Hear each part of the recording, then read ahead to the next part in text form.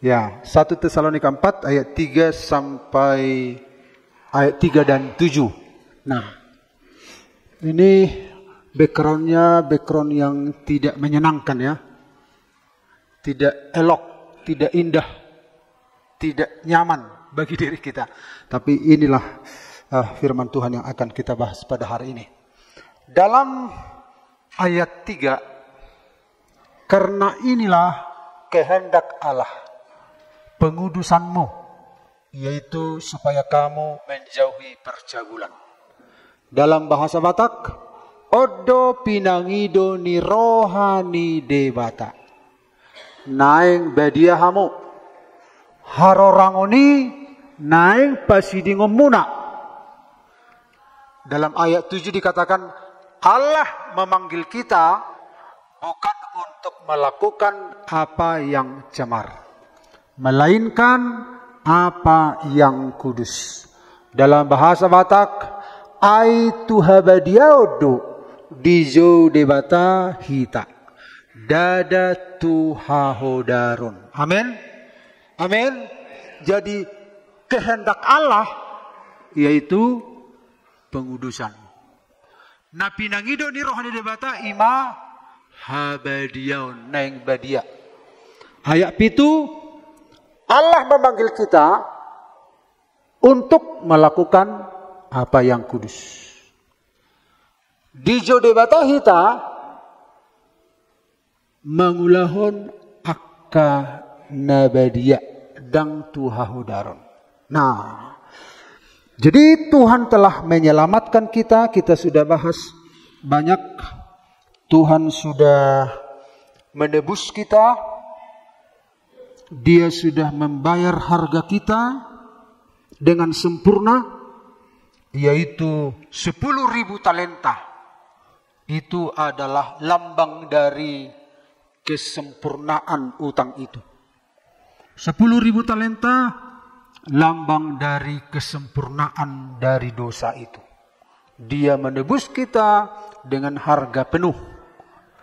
Penebusannya itu sempurna, ya. Kalau kita melihat Bapak Ibu, jadi tema firman Tuhan kita akan lanjutkan pengudusan.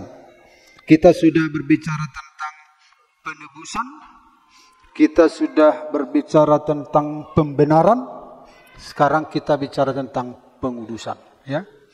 Nah, kelanjutan dari pembenaran itu ada kelahiran baru, ada pengudusan. Nanti kita lihat apa artinya pengudusan ini. Supaya kita tahu tahapan-tahapan, ya, walaupun tahapannya memang tidak persis, tetapi tema-tema ini harus kita pahami. Kalau kita lihat minggu yang lalu, bagaimana manusia itu jatuh ke dalam dosa yang begitu dalam, dan pada akhirnya apa yang terjadi, Yesus datang untuk menyelamatkan kita, ya, dan Dia mengambil kita dari jurang kebinasaan itu, yaitu sedalam begitu dalam 5,4 triliun meter dalamnya, artinya bahwa kedalaman itu kedalaman yang sempurna maksudnya, ya, 10.000 talenta itu. Dan kita dibenarkan, ya. Jadi dari pihak Bapa, Dia menganggap kita benar. Dari pihak Allah, kita dianggap benar. Oleh karena apa? Oleh karena Yesus Kristus yang memenuhi harga kita. Dari mana kita tahu bahwa harga kita itu lunas? Yaitu kebangkitannya. Jadi kebangkitan itu adalah validasi dari kelunasan, ya. Jadi kalau nggak ada kebangkitan, berarti tidak valid, begitu, ya. Jadi pengesahan dari pelunasan itu ya bangkit. Kalau dia tidak bangkit berarti tidak lunas. Berarti Yesus tidak bisa menutup semua harga utang dosa manusia itu. Dan nasib manusia tetap terhukum. Karena tidak ada yang mampu melunasi. Nasib manusia tetap di bawah murka dan yang berujung kepada api neraka. Ya. Nah, tetapi ada seorang yang bisa membayar penuh dengan sempurna, yaitu Yesus Kristus. Ya, dia membayar penuh dan tanda lunasnya adalah kebangkitan. Jadi Bapa melihat pelunasan itu adalah lewat kebangkitan putranya. Akhirnya kita dianggap benar. Nah, jadi setelah kita dianggap benar, ini masih pembenaran secara de jure, secara hukum, secara posisi. Dari sudut pandang Allah, posisi kita sudah dibenarkan oleh orang yang membayar itu. Karena ada orang yang berhasil membayar, yaitu Yesus, maka kita dibenarkan. Jadi apa kelanjutannya? Ya, kelanjutannya masih panjang, tidak berhenti di situ. Nah, maka 1 Korintus 6 ayat 20, sebab kamu telah dibeli dan harganya telah lunas dibayar. Karena itu muliakanlah Allah dengan tubuhmu. Artinya ini harus melanjutkan perjalanannya dalam proses pengudusan. Jadi pembenaran de facto itu disebut pengudusan. Nah, secara hukum dari sudut pandang Allah Bapa kita dibenarkan, tetapi secara kenyataan de facto kita membuatnya menjadi sebuah kenyataan hidup. Muliakanlah Allah dengan tubuhmu. Artinya setelah kita diselamatkan, kita diminta untuk mengerjakan keselamatan, ya, mengerjakan keselamatan. Jadi Rasul Paulus berkata, kerjakanlah keselamatanmu dengan takut dan gentar. Itu kan artinya bicara tentang pengudusan. Tapi pengudusan ini bukan hanya peran kita, juga peran Allah. Kalau di dalam penyelamatan tadi, peran Allah saja. Tapi untuk pengudusan, itu peran kita ditolong oleh Allah. Ada peran kita, ada peran Allah. Jadi saudara-saudara, tidak boleh kita salah mengerti tentang kasih karunia itu. Ya.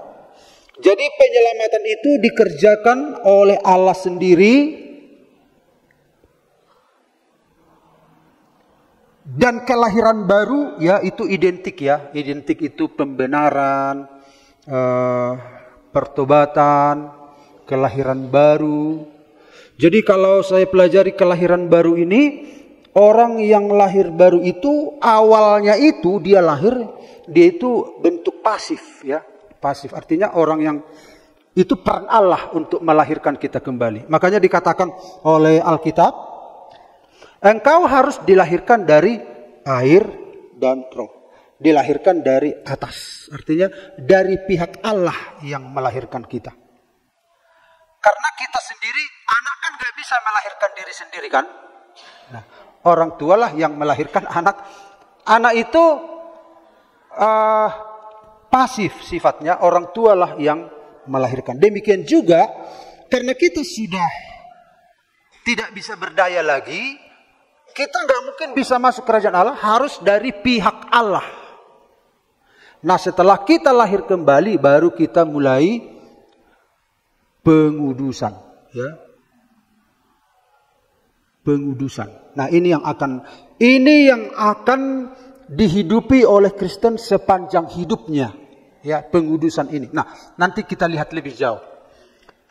Kemudian 1 Korintus 7:23, kamu telah dibeli dan harganya telah lunas dibayar, karena itu janganlah kamu menjadi hamba manusia. Nah, 1 Tesalonika 4:7-8, Allah memanggil kita, jadi Allah memanggil kita, Allah menyelamatkan kita, bukan untuk melakukan kehendak kita lagi, yaitu kehendak Allah, yaitu melakukan apa yang kudus. Karena itu siapa yang menolak ini bukanlah menolak manusia, melainkan menolak Allah yang telah memberikan juga rohnya yang kudus kepada kamu. Jadi pengudusan ini itu kehendak Allah. Kalau kita menolak hidup benar, hidup kudus, hidup suci, kita menolak Allah. Jadi hidup dalam kekudusan itu kehendak Allah. Makanya satu waktu ada orang di akhir zaman, Tuhan, kami telah mengusir setan demi namamu, menyembuhkan penyakit demi namamu, melakukan banyak hal demi namamu. Tapi apa kata Tuhan? Enyahlah kamu, hai pembuat kejahatan. Karena apa? Karena tidak melakukan kehendak Bapa. Jadi kekudusan ini adalah kehendak Bapa. Setelah Dia selamatkan kita, Dia mau supaya kita hidup di dalam kehendak-Nya.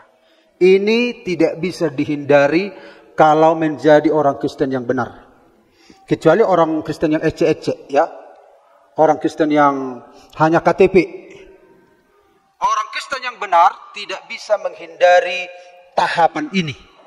Dan kita akan menghabiskan seluruh hidup kita di dalam proses ini.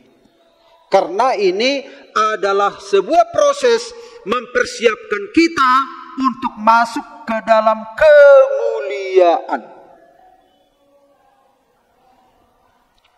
Nah, jadi 3 tahap pengudusan de facto. Ada 3 tahap, ya. Jadi pengudusan ini kalau nggak salah ingat, sanctification, ya. Kalau pembenaran, justification. Kemudian setelah pengudusan ini ada glorification, yaitu pemuliaan. Itu tahapan-tahapan, yaitu kemuliaan. Jadi ini pengudusan.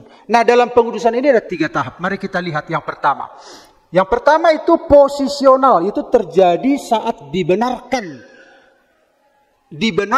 oleh kebangkitan Kristus, oleh iman kita, ya. Saya kurang tambah tadi. Jadi kita dibenarkan, yang membuat kita dibenarkan, pembenaran itu adalah kebangkitan Kristus. Tapi ini harus kita imani. Kalau nggak kita imani, maka itu tidak menjadi kenyataan dalam hidup kita. Karena ini kan de facto namanya. Tadi de jure itu secara hukum dari pihak Allah, secara hukum, secara posisi. Sekarang Tuhan mau dari pihak kita. Jadi kebangkitan Yesus, pembenaran kita, dan pembenaran itu menjadi sebuah kenyataan oleh iman kita. Makanya iman itu mutlak.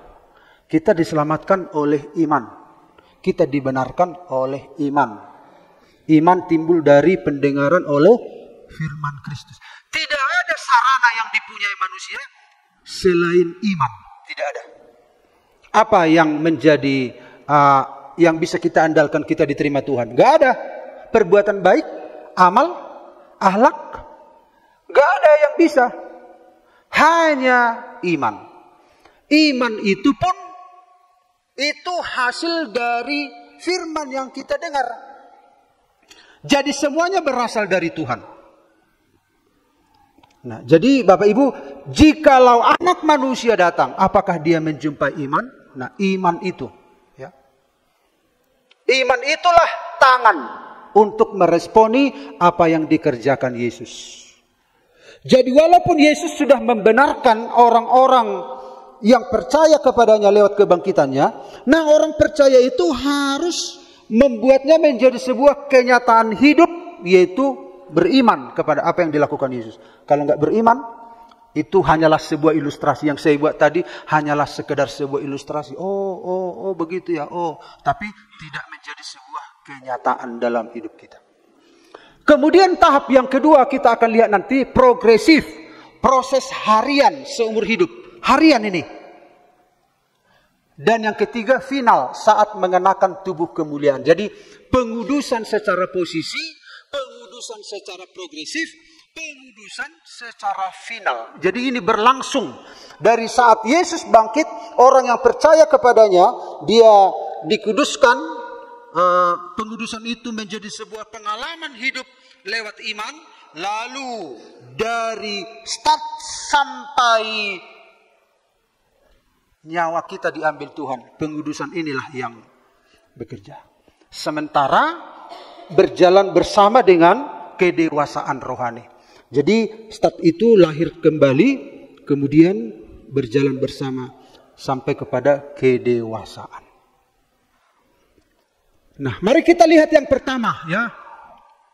Ibrani 10 ayat 10. Dan karena kehendaknya inilah kita telah dikuduskan satu kali untuk selama-lamanya oleh persembahan tubuh Yesus Kristus.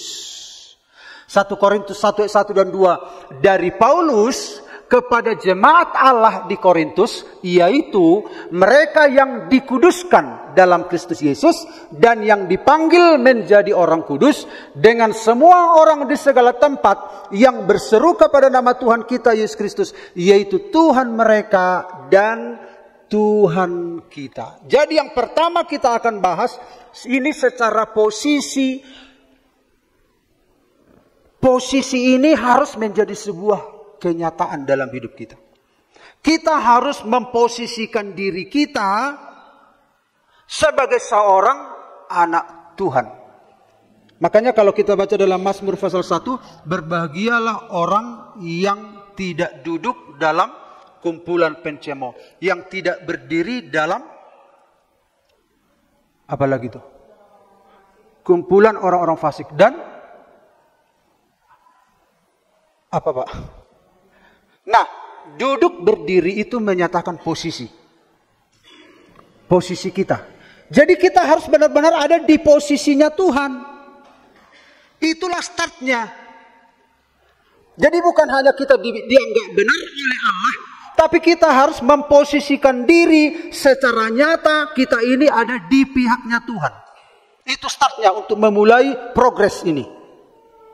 Kita nggak bisa saudara-saudara berprogres dalam pengudusan kalau kita tidak memposisikan diri secara nyata ada di pihak Tuhan. Makanya ini merupakan sebuah ancang-ancang. Ancang-ancang. Jadi apa yang dialami Yesus itu sebuah perjalanan orang percaya. Ya, pada saat dia bangkit, kemudian dia membenarkan kita, melahirkan kita kembali dengan iman kita. Kemudian kita mengalami metanoia. Metanoia itu adalah perubahan pikiran. Kemudian kita mulai start. Jadi kita harus ada posisi kita yang jelas. Makanya posisi kita ini harus kita ketahui. Kita ketahui. Jadi kalau ada, saya buat sebuah kuesioner, salah satu pertanyaannya adalah, kapan Anda mengetahui bahwa Anda dilahirkan kembali? Kita harus punya pengetahuan itu. Kita harus punya momen itu, walaupun jamnya, tanggalnya, harinya nggak tahu, tapi kita tahu. Oh, pada saat ini, pada saat ini. Kalau tidak, kita nggak punya ancang-ancang. Dalam pengudusan kita nggak punya ancang-ancang nanti. Dari mana kita mulai start itu? Nah, itu semua dikerjakan oleh Tuhan Yesus Kristus. Sampai di sini masih siap? Amin. Haleluya. Nah, sekarang kita lihat, inilah dunia, kita adalah orang-orang yang dipanggil oleh Tuhan. Nah, ini disebut dengan dikuduskan, ya, dipisahkan. Nah, kata kudus itu dalam bahasa Yunani hagios, pisah, khusus, suci. Jadi kalau kita mendengar tentang kuduslah kamu, maka jangan terlalu berpikir Bapak Ibu, aduh aku orang najis, orang ini gitu. Kudus itu artinya dipisahkan dari dunia, dipisahkan. Jadi ketika kita dipisahkan, kita otomatis jadi apa? Tidak seirama dengan ini. Jadi kita tidak usah berjuang mati-matian supaya kita hidup suci. Pisahkan saja dirimu dari dunia ini, bergabung dengan Tuhan, maka kita sudah berbeda. Kita sudah berbeda. Jadi kudus itu artinya pisah, khusus, suci. Kita dikhususkan, ya. Kita tidak umum lagi. Ini umum kan, sekarang ini khusus.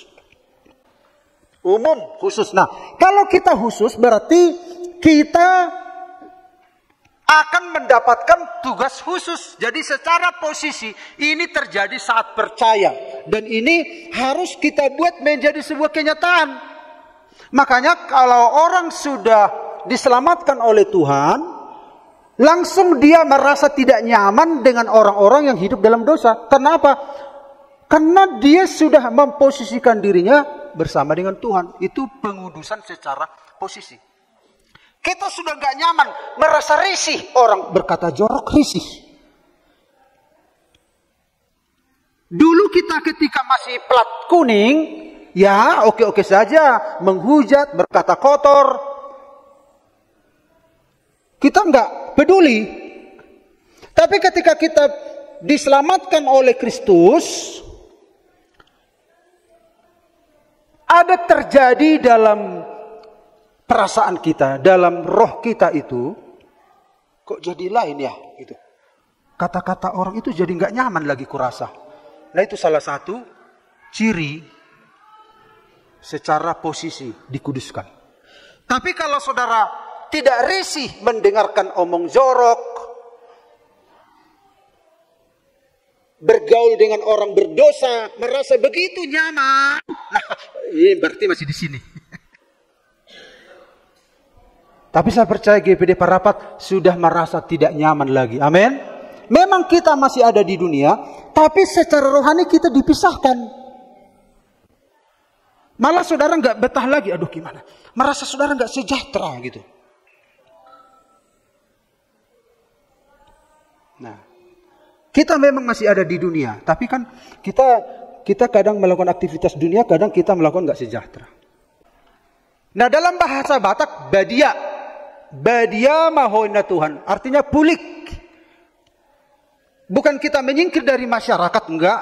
Tapi secara rohani, kebutuhan kita sudah berbeda.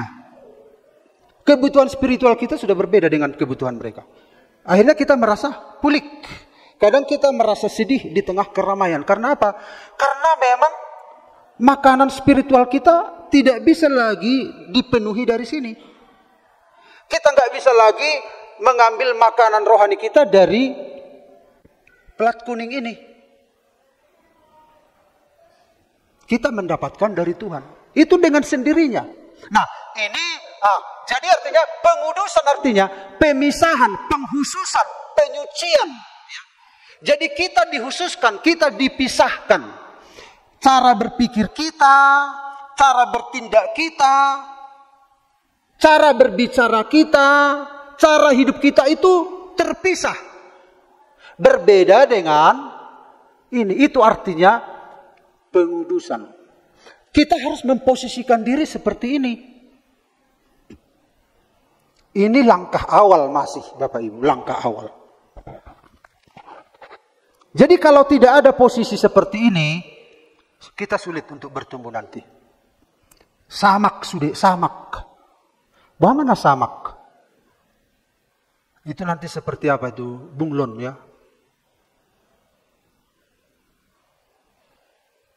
Udah pernah kita lihatkan bunglon. Dia menyesuaikan diri di daun yang coklat, dia berubah jadi coklat.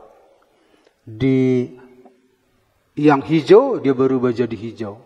Di warna kelap-kelip dia berubah jadi kelap-kelip. Kita harus bisa memposisikan diri kita sebagai seorang anak Tuhan. Amin. Amin. Ini harus menjadi realita. Ini masih start ini. Tadi dari pihak Tuhan kita dibenarkan, tapi selanjutnya kita harus memulai start kita dalam pengudusan. Posisi dulu, posisi kita sudah benar enggak?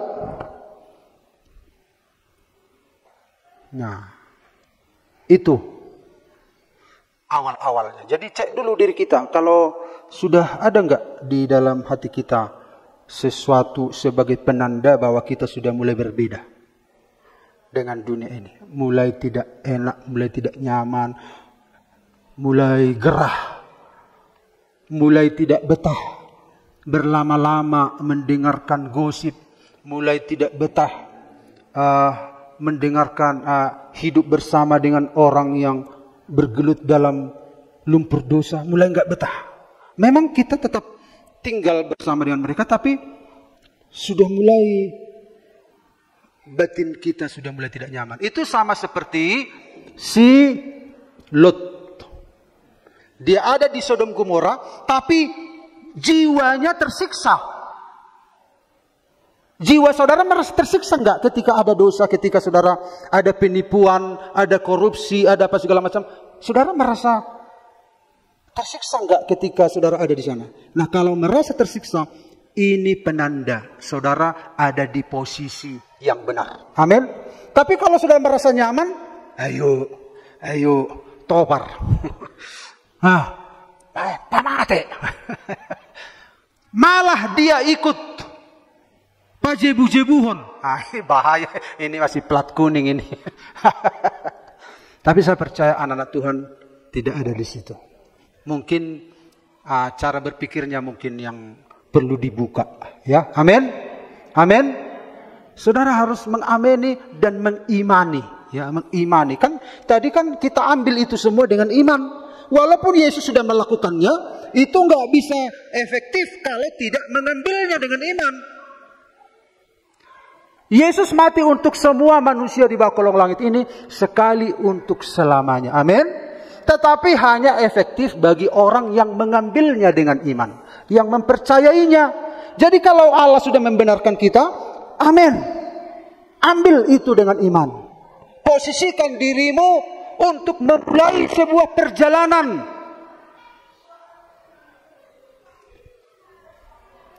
Nah, saudara-saudara, dikuduskan dari apa? Dari dunia. Dipisahkan dari dunia. Untuk siapa? Untuk Yesus. Ya. Ini namanya gereja. Gereja itu eklesia. Eklesia itu itu keluar. Ya. Eklesia artinya dipanggil keluar. Eklesia itu bahasa Yunani, kemudian dalam bahasa Portugis kalau nggak salah igreja. Dari kata igreja itu muncul istilah gereja. Jadi gereja itu eklesia. Apa arti gereja? Dipanggil keluar dari dunia ini. Itu artinya. Jadi kita dipanggil, dikuduskan. Dan inilah yang disebut dengan keluarga Allah. Inilah keluarga Allah, yaitu anak-anak Tuhan yang telah diangkat menjadi anaknya. Bapak Ibu merasakan enggak ini? Kadang-kala kan kita lebih responsif dengan ini. Nama sadison itu tinggal hodon kan? Iya kan? Tinggal hodon kanon. Demion berarti kita belum merasakan ini. Namuran tak tinggal hon komunitas tahun untuk on. Nah, jadi kita harus merasakan lebih lagi bagaimana posisi ini. Ya. Itulah pengudusan secara de facto. Itu merupakan start. Ya. Sekali saja terjadi, ya, tak tergantung prestasi. Fondasi bagi proses selanjutnya. Ini menjadi sebuah fondasi. ya, menjadi pondasi. Di akhir zaman ini butuh pengajaran-pengajaran ya, Bapak Ibu, untuk mengerti, karena pengajaran ini membangun, seperti membangun dia. Kemudian kita lihat yang berikut. Yang kedua, tahapan yang kedua adalah 2 Korintus 3:18. Dan kita semua mencerminkan kemuliaan Tuhan dengan muka yang tidak terselubung. Dan karena kemuliaan itu datangnya dari Tuhan yang adalah roh, maka kita menjadi serupa dengan gambarnya dalam kemuliaan yang semakin besar. Berarti ada progres. Dan bahasa Batak, sekarang muka kita semua tidak ditutupi selubung, dan kita memantulkan kecemerlangan Tuhan Yesus. Dan oleh sebab itu kita terus menerus diubah. Ini pengudusan progresif. Seperti dia, makin lama kita menjadi makin cemerlang. Kecemerlangan itu dari roh, dan roh itu adalah Tuhan. Amin. Jadi yang kedua, progresif, seumur hidup, proses harian, seumur hidup. Ini proses harian. Ternyata setiap hari kita harus membuat pengudusan itu menjadi de facto. Menjadi sebuah kenyataan, bukan hanya sekali seminggu. Ada kan kadang sekali seminggu. Nanti kalau aku melayani, menguduskan diri dulu. Menguduskan diri. Senin, Selasa, Rabu, Kamis. Ini Jumat. Ini harus banyak berdoa ini. Hari Sabtu. Karena siap-siap harus menguduskan diri. Jangan kata kotor. Baik-baik. Karena siap melayani. Contoh bagi para pelayan. Nah, setelah selesai minggu, merdeka. Mulai lagi. Nanti mendekati hari Minggu, kudus lagi. Enggak. Ini progresif, harian. Amin. Harian. Makanya anak Tuhan itu di gereja anak Tuhan, di luar juga anak Tuhan. Jangan di gereja anak Tuhan, di luar anak hantu. Nah, hamba Tuhan pun demikian. Di mana-mana kita tetap anak Tuhan, karena pengudusan itu setiap hari. Berapa lama kita hidup di dunia? Di sini yang bagian 2 ini mungkin yang berat. Karena hidup itu adalah kepercayaan. Hidup itu anugerah. Jadi kalau kita hidup lama itu anugerah. Berarti kita diberi kesempatan untuk berbuah dalam pengudusan ini. Dan pengudusan ini upahnya besar. Itu dibalikkan Tuhan lagi kepada kita upahnya. Harusnya kan masuk surga saja kan udah syukur kan. Malah dibalikkan Tuhan upah kepada kita. Nah kalau kita cepat-cepat mati, ya upah kita tentu sedikit. Tapi bahagianya bagi orang yang duluan meninggal, bahagianya adalah mereka tidak bergumul lagi seperti kita. Dan mengeluh be, dan khawatir be. Sipatakan kita marlaorodo haporsiau ni kan. Dia do Tuhan. Baru petodok dengan iman. Haleluya, puji Tuhan. Di lain waktu semua petku ape melayani doa, pertangyang doa. Dia doa dong doa Tuhan. Supaya tidak terjadi keraguan begitu kan, berbagi orang yang mati. Gak meragukan lagi, gak ada tambah lagi dosanya. Jadi kalau kita hidup di satu sisi ini sebuah anugerah, di sisi lain sebuah tantangan yang besar. Tantangan yang besar, ya. Kalau kita lihat tadi ada kemuliaan, ya. Dikatakan di sini sekarang muka kita semua tidak ditutupi selubung dan kita memantulkan kecemerlangan Tuhan Yesus.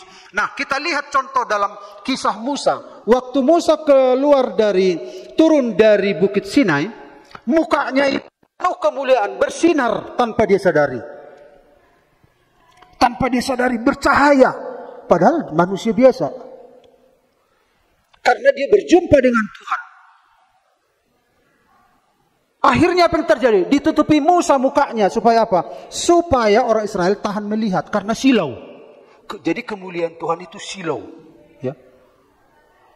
Makanya seringkali dalam Alkitab, Allah bersemayam di dalam terang. Allah itu adalah terang. Dia berada di dalam terang yang tidak terhampiri. Nah, jadi Musa menutup. Nah, ketika dia mengatakan menutup, itu tirai namanya, tirai. Selubung itu seperti sebuah tirai. Nah, di dalam perjanjian baru, ketika Yesus mati di Golgota, tirai bait Allah terbelah dua, sehingga kemuliaan tabut perjanjian itu bisa dilihat langsung. Jadi tirai ini adalah yang menghalangi pandangan seseorang tentang kemuliaan Tuhan. Tetapi dikatakan di dalam Alkitab, di sini kita barusan baca, sekarang muka kita semua tidak ditutupi selubung, tirai. Kita leluasa memandang Tuhan. Kita leluasa, saudara-saudara, berjumpa dengan Tuhan dalam hadiratnya. Seberapa dekat kita mau, seberapa lama kita mau. Dan oleh sebab itu kita terus-menerus diubah. Jadi hubungan kita dengan Tuhan itu mengubah hidup kita.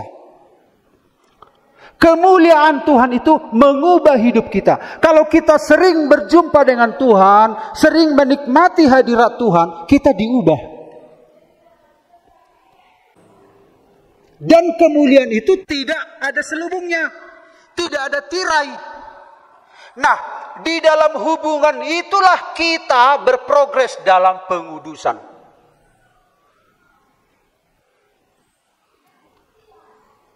Amin. Kemuliaan Allah itulah yang memungkinkan kita hidup berprogres dalam kekudusan. Jadi kalau saudara setengah mati melepaskan diri dari kebiasaan ini, kebiasaan ini, mendekatkan saja sama Tuhan. Mendekat. Akhirnya nanti Bapak Ibu, ada kemuliaan Allah memancar dalam kehidupan kita. Jadi daun-daun kuning itu berjatuhan karena ada kehidupan yang baru mengalir. Akhirnya daun tua itu jatuh. Jadi daun tua itu tidak bisa menerima kehidupan yang baru yang mengalir. Jadi kalau dosa itu kita ibaratkanlah daun-daun yang kuning ini. Gak usah berjuang melepaskan dengan kekuatanmu. Biarkan saja kehidupan Kristus mengalir dalam hidup kita. Akhirnya kebiasaan-kebiasaan itu akan lepas. Karena dia tidak bisa menerima hidup yang baru. Yang selalu baru yang mengalir dalam hidup kita. Kalau kita melekat dengan Yesus, kehidupan lama itu akan lepas. Kita kan setengah mati melepaskan kehidupan lama, ya kan? Hubungan dengan Yesus lah. Tinggallah di dalam aku, di luar aku kamu tidak bisa berbuat apa-apa. Nah, jadi kemuliaan itu tidak ada lagi tirai yang menghalangi kita dengan Yesus. Kemuliaan itu memancar. Karena kemuliaan itu datangnya dari roh katanya. Dan roh, Bapak Ibu, makin lama kita menjadi makin cemerlang. Ini Bapak Ibu. Sebab itu kita terus menerus diubah. Terus menerus diubah. Metamorfosa. Diubah menjadi seperti dia. Makin lama kita menjadi makin cemerlang. Kecemerlangan itu dari roh. Dan roh itu adalah Tuhan. Tuhan yang mengubah hidup kita.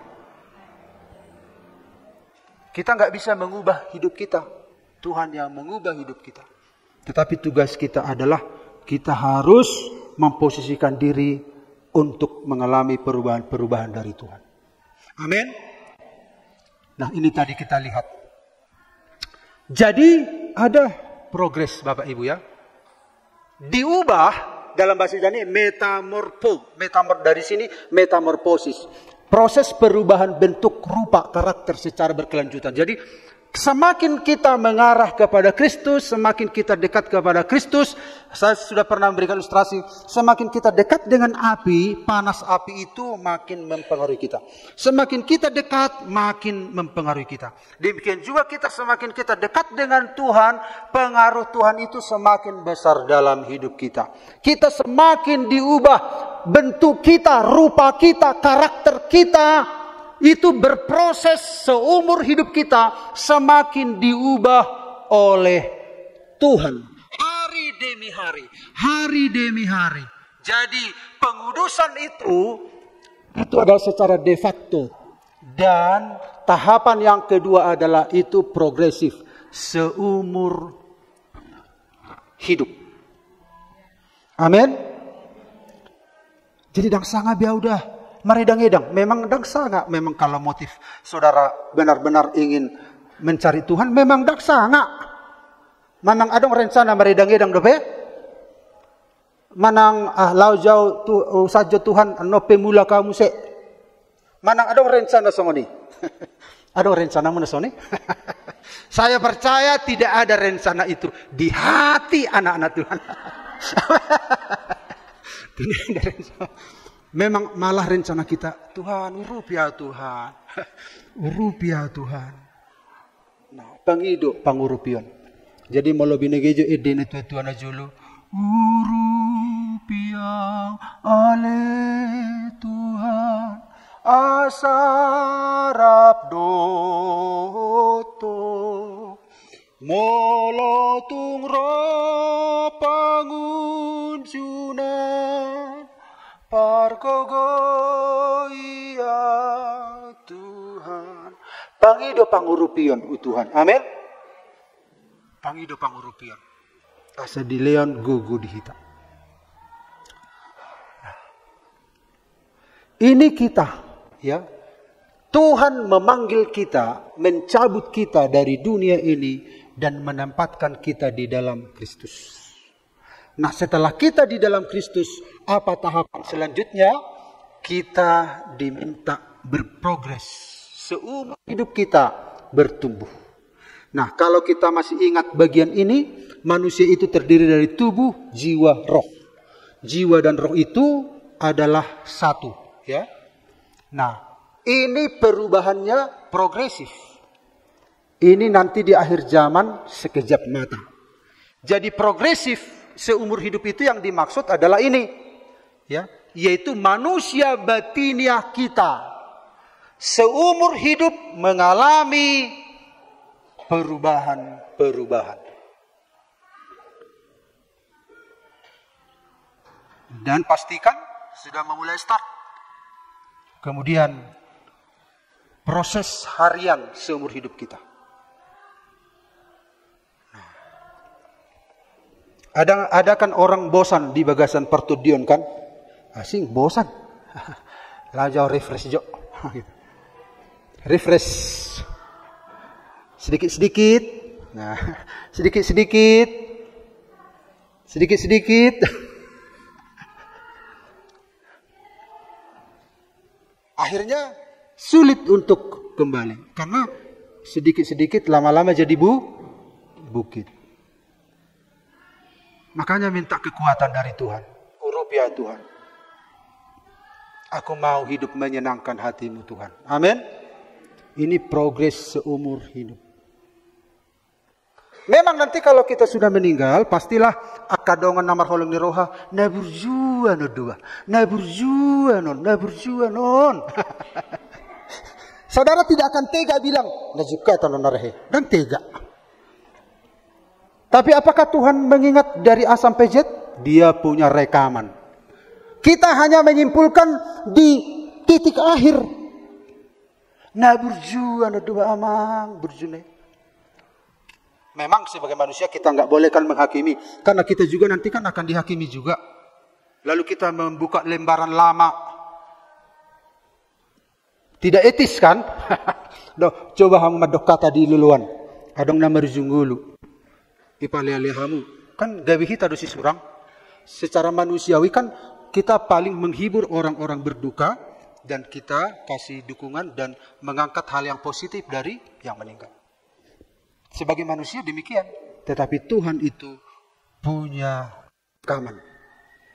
Dia adalah hakim yang adil. Makanya jangan dengarkan apa kata manusia nanti. Dengarkan apa kata pengadilan. Dan Tuhan itu hakim yang jujur. Nah, kita mau di sepanjang proses harian seumur hidup inilah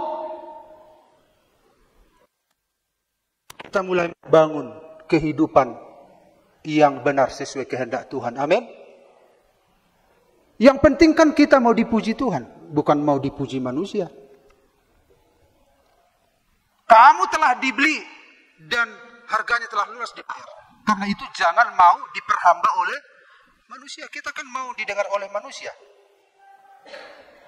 Nah, tapi pastikan bahwa sepanjang hidup kita mau melakukan yang terbaik untuk Tuhan. Amin.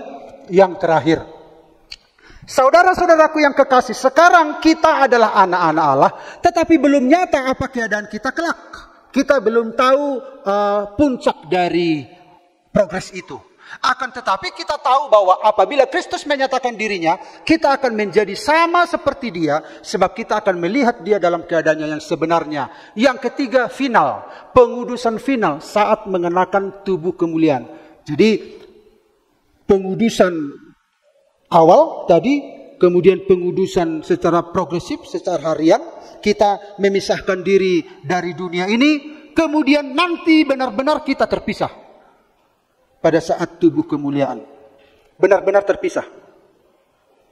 Ya, ini Bapak Ibu. Orang percaya yang masih hidup, orang yang percaya yang mati, itu nanti sama-sama akan mendapatkan tubuh.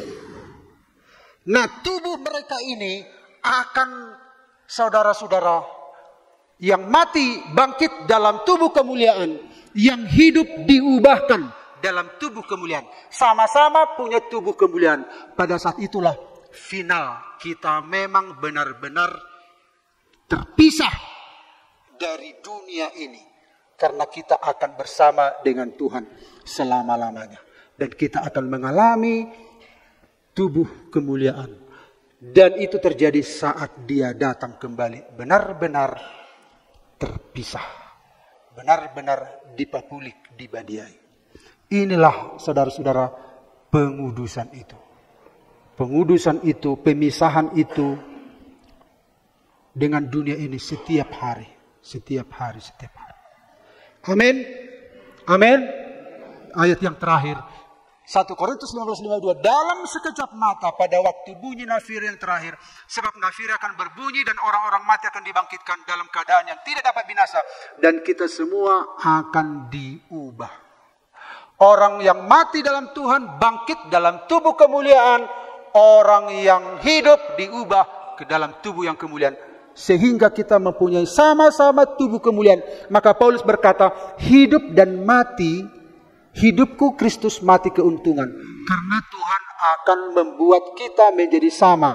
Yaitu memiliki tubuh kemuliaan. Baik orang yang sudah duluan mati, bahkan yang belakangan, yang tidak sempat mati, sama-sama memiliki tubuh kualitas yang sama, yaitu tubuh kemuliaan. Dan kita benar-benar dipisahkan hanya untuk Allah saja. Dan tidak akan bersama lagi dengan dunia ini. Dan dunia ini akan dihukum. Iblis, kerajaan maut, antikris, nabi palsu, naga, dan orang-orang yang tidak tertulis namanya dalam kitab kehidupan dilemparkan ke dalam Gehenna, lautan api. Sementara kita tinggal di rumah Bapa yang kekal. Amin. Aku pergi ke sana menyediakan tempat bagimu. Dan ketika dia datang kembali, dia menjemput kita untuk masuk ke rumah Bapa yang kekal. Amin. Itulah kerinduan kita. Karena itu Bapak Ibu, jangan sia-siakan apa yang sudah Yesus perbuat bagi kita. Dia telah membayar mahal untuk ini. Dan biarlah saudara mengambilnya dengan iman, membuatnya menjadi sebuah kenyataan dalam kehidupan kita. Memang penuh tantangan. Kita ada di musim-musim yang berubah-ubah silih berganti. Tapi ada kemuliaan Tuhan.